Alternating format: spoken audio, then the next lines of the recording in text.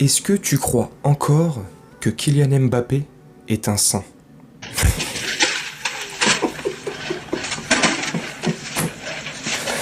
Non, c'est...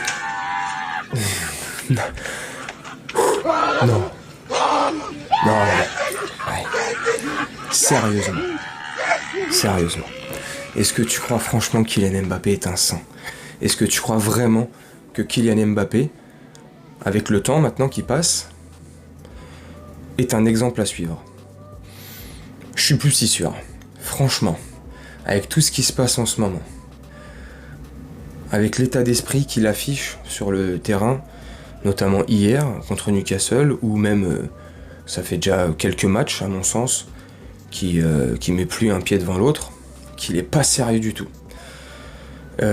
Sur les réseaux, il y a une petite vidéo très très courte, de 2-3 secondes, qui tourne sur lui. Apparemment, il serait dans une chicha. Alors, déjà, dans un premier temps, on ne sait pas si c'est vraiment Kylian Mbappé sur la vidéo. On n'en a pas la preuve certaine.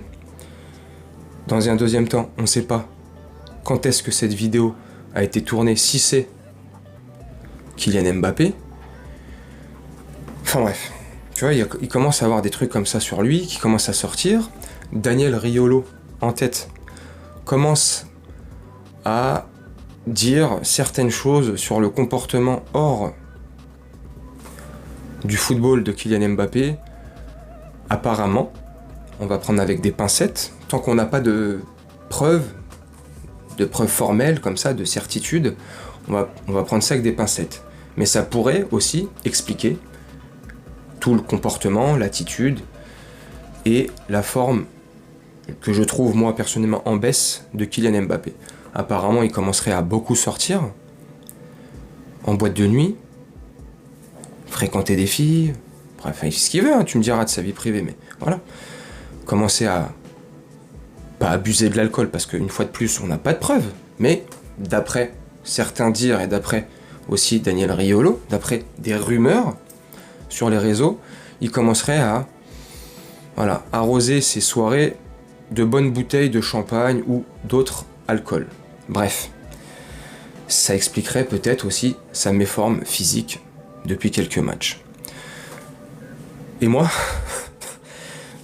ça me fait doucement rigoler. Doucement rigoler, pourquoi? Parce que c'était le premier, par rapport à des posts Instagram, Twitter, anciennement Twitter, ou dans des déclarations d'après-match, au micro de journaliste, le premier comme ça à envoyer des petits messages subliminaux ou des petites punchlines à l'égard de ses anciens coéquipiers, pour pas les nommer Neymar, Messi, Verratti et d'autres, j'en passe, etc., etc. Par rapport à l'hygiène de vie. Se coucher tôt. Une bonne alimentation. Un suivi de son... Bref, t'as compris. Hein, le premier comme ça à soi-disant tirer la sonnette d'alarme pour les futures grandes échéances à venir. On était l'année dernière, avant les matchs de Ligue des Champions. Franchement, ça me fait rire quand on entend des rumeurs, une fois de plus je me répète, qui commencent à sortir sur Kylian Mbappé, sur son nouveau train de vie qu'il pourrait avoir, sur le mode de vie qu'il aurait calqué quelque part sur Marco Verratti et Neymar. Peut-être que Neymar et Verratti lui manquent, donc il comble le manque de Verratti et Neymar par ce qui se rapprochait de plus de Verratti et Neymar, les soirées, bunga bunga, etc. Franchement, je sais pas si c'est vrai, mais c'est relou, parce que effectivement, tu peux constater sur le match d'hier soir contre Newcastle qu'Mbappé il a pas la tête à un match de Ligue des Champions. On dirait qu'il est en train de disputer un match sur FIFA 23 ou FC 24. C'est affolant. Aucune envie, aucune abnégation, aucun repli défensif, aucun effort défensif. Il fait rien. Il marche sur le terrain. Il est empathique. On dirait il est pas là, tout simplement. Et ça se pourrait expliquer tout ça, tu vois. Le fait qu'aussi il ait une bonne fois pour toutes sa tête au Real Madrid. Apparemment, il ferait, et c'est pas apparemment, c'est sûr, ça fait des mois et des mois qu'il tournerait avec sa boîte de production, enfin, dans son entourage, ils ont une boîte de production, je vais pas envie de dire de bêtises, mais ils sont en train de tourner un reportage sur sa vie, sur son démarrage, et puis jusqu'à présent, tu vois.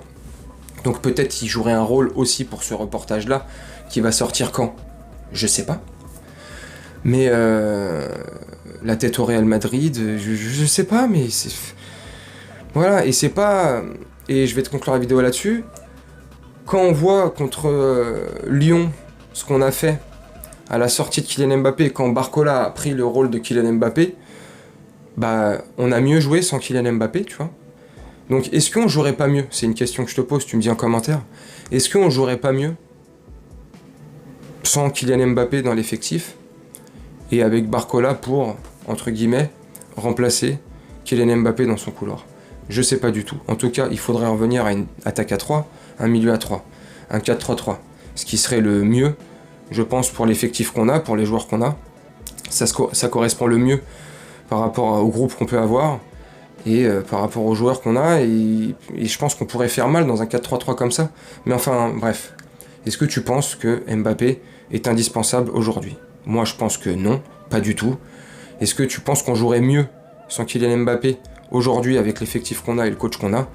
Je pense que aujourd'hui, avec tous les éléments qu'on peut avoir, tout ça, ceci, cela, je pense que oui également. Donc tu me dis en commentaire. Moi, je vais te laisser là-dessus. C'était pour te donner mon point de vue sur ces rumeurs qui commencent à sortir par-ci et là. On verra avec le temps s'ils s'avèrent vrais ou pas. Mais en tout cas, il faut que Mbappé se remette vite la tête à l'endroit, ou que Luis Enrique, tout simplement, le coach, lui remette sa tête à l'endroit, c'est-à-dire au prochain match, le mettre sur le banc, ou si au prochain match, c'est-à-dire contre Rennes dimanche soir, et on va se faire rentrer dedans, si contre Rennes dimanche soir, il a la même attitude qu'il a eu contre Newcastle hier, bah tout simplement le sortir en cours de match, histoire de lui envoyer un message clair, net et précis. Et voilà quoi. Enfin bref, vous me dites ce que vous en pensez en commentaire. Moi je vais vous laisser là-dessus, je vais vous faire un petit montage tranquillement, comme d'habitude. Je vous souhaite une très bonne journée, une très bonne soirée ou une très bonne nuit selon quand vous regarderez cette vidéo. Et je vous dis à bientôt. Ciao.